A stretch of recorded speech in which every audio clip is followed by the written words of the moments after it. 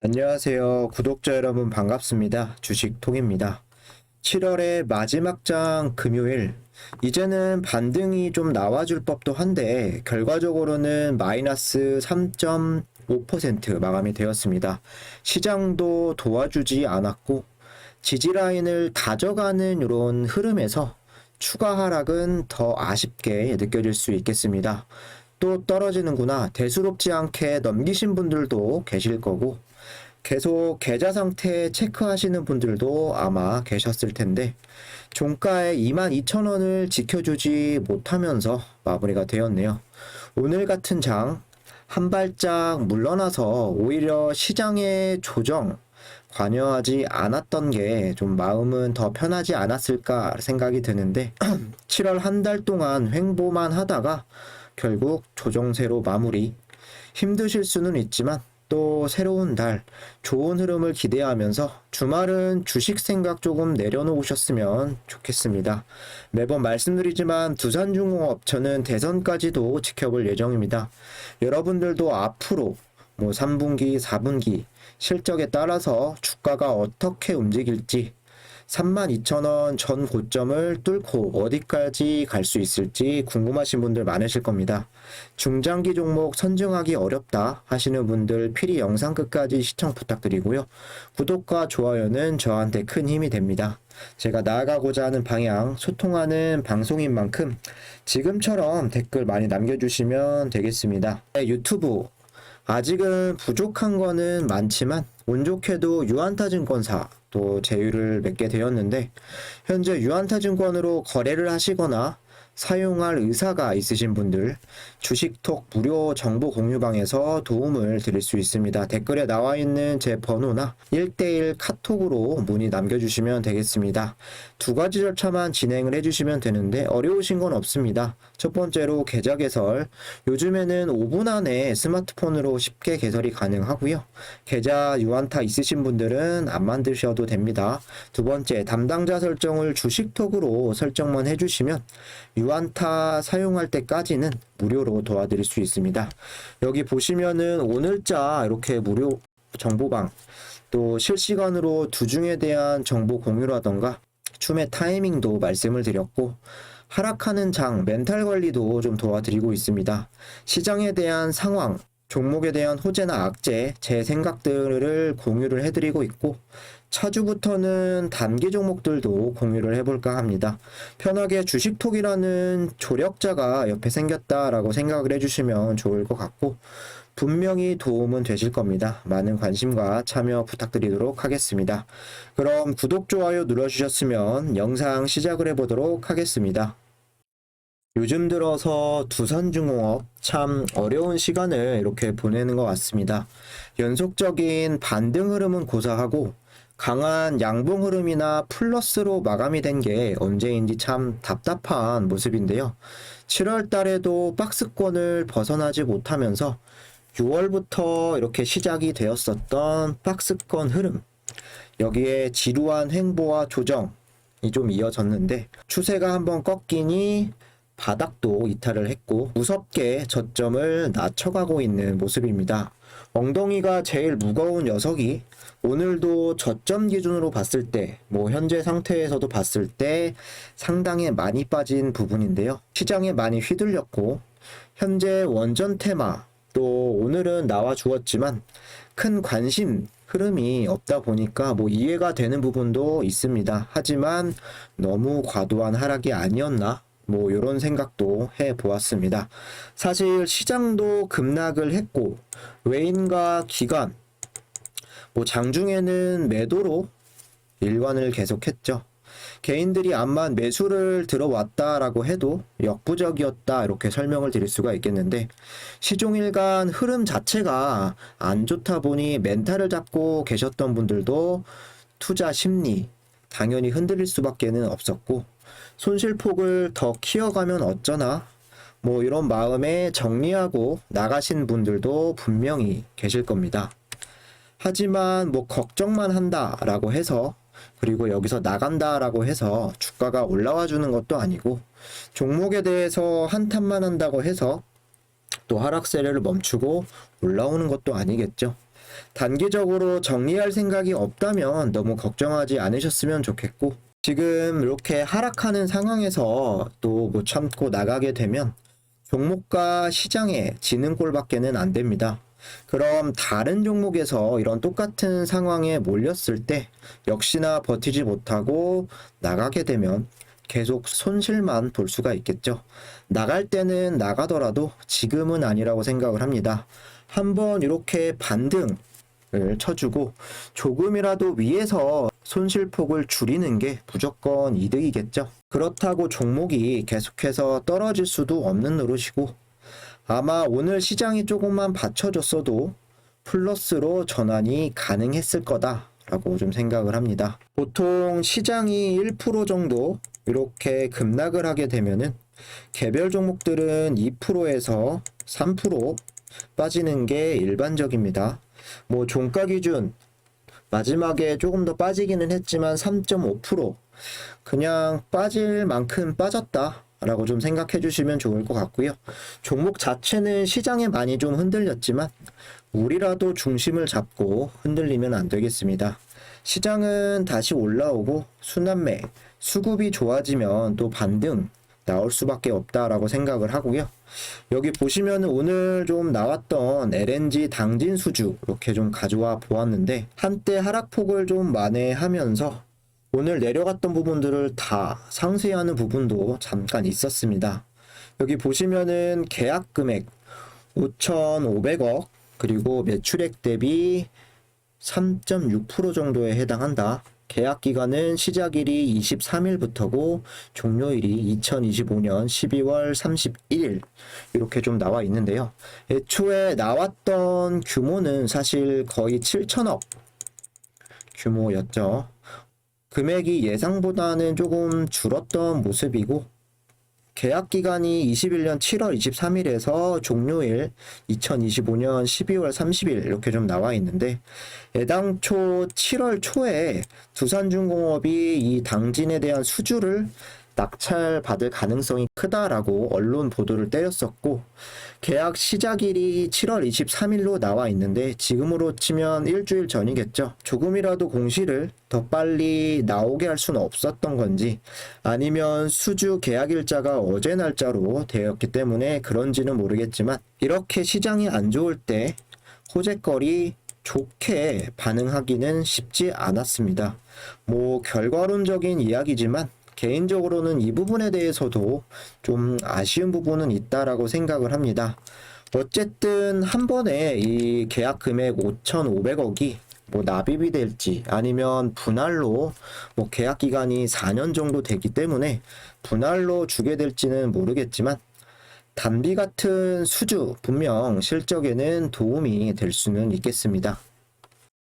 수급 체크를 해볼 텐데, 시장이 전체적으로 개인 매수세 이외에는 외국인과 기관이 빠져나가기 바쁜 흐름이었습니다. 두중도 마찬가지고 수급이 좋지 못했는데, 역시나 시장에서 많이 휘둘리면서 외인과 기관 이렇게 이틀 연속 쌍매도로 나갔습니다. 외인 같은 경우는 오늘 70만 주 이탈, 그리고 기관은 한 10,000 주 정도 이렇게 좀 나갔는데, 개인들의 힘으로는 역시나 역부족이었다라고 생각이 됩니다.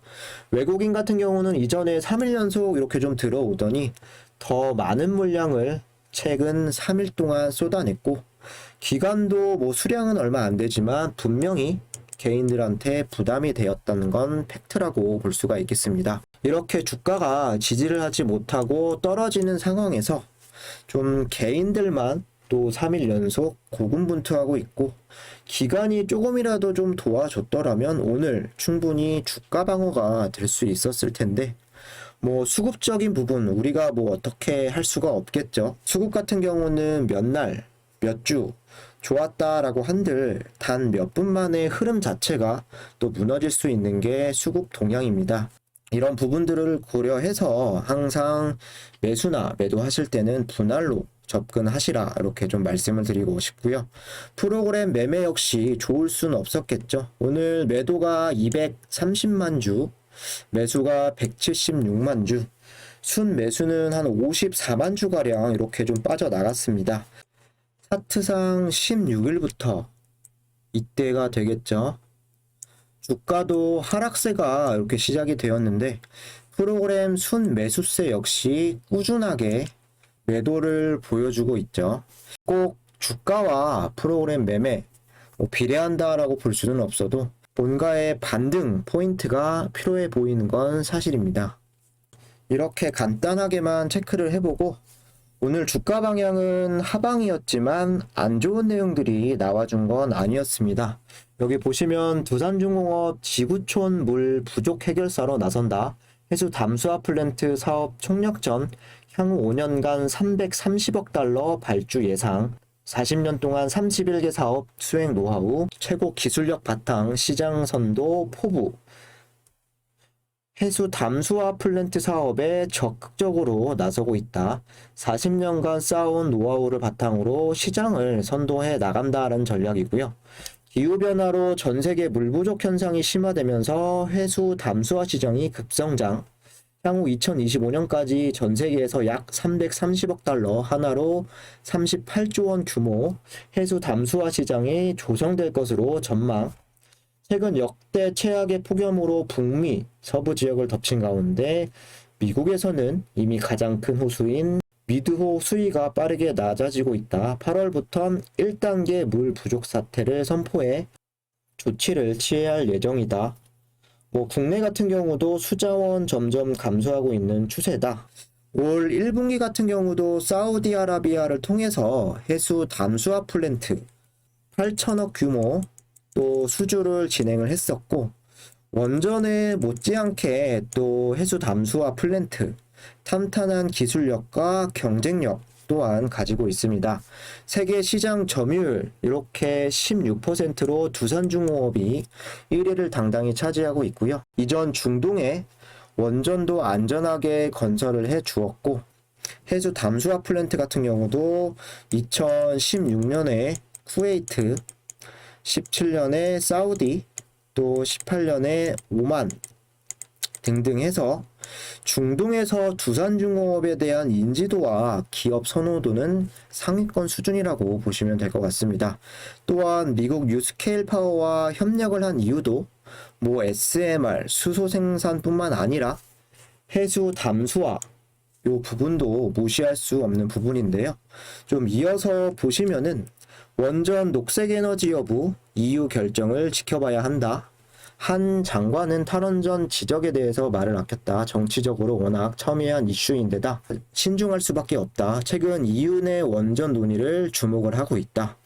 EU 공동연구센터는 지난 4월 집행위원회 요청에 원자력이 다른 에너지원과 비교해 인류 건강과 환경에 더 위험하지 않고 지속 가능하다. 이런 의견을 제시를 했었죠. 가장 중요한 건 여긴데요. 한 장관은 이에 대해 원전의 녹색 에너지 지정 여부는 EU 내에서도 아직 정리가 안 됐다면서 우리도 자체적으로 기준을 수립하겠지만 EU가 텍소노미를 만들면 세계적으로 통용되기 때문에 완전 별개로 기준을 만들기 쉽진 않다라고 얘기를 했습니다. 그간 텍소노미 친환경 분류 기준에서 원전에 대한 이야기는 상당히 정치적인 부분이 낄 수가 있기 때문에 국내에서는 많이 아꼈죠, 말을. 그리고 이렇게 좀 대응해 왔는데 현재 국내에서 지난 6월 일단은 원전은 배제가 된 상황입니다. 연말까지 다시 재검토를 하겠다 이렇게 좀 밀어놓은 상황인데 중요한 건 EU 유럽연합의 텍소노미의 선택인데요. 7월 달까지는 발표된다는 게 계획이었지만 오늘 7월 마지막 날 조금 더 시일이 걸리나 봅니다. 아니면 EU 우리나라와 좀 시차가 당연히 있기 때문에 오늘 밤이나 내일 발표가 될 수도 있겠죠.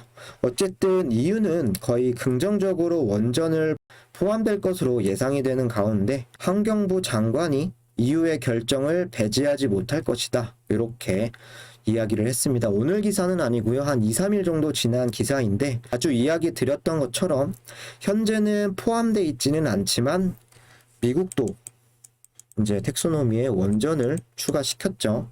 결국 EU 텍소노미에서 발표가 나면 국내에서 지금은 아직 탈원전에 대한 부분과 여러 가지 정치적인 성향이 붙어 있을 수 있지만 결국 따라가지 않을까 하는 이런 예상이 지배적입니다.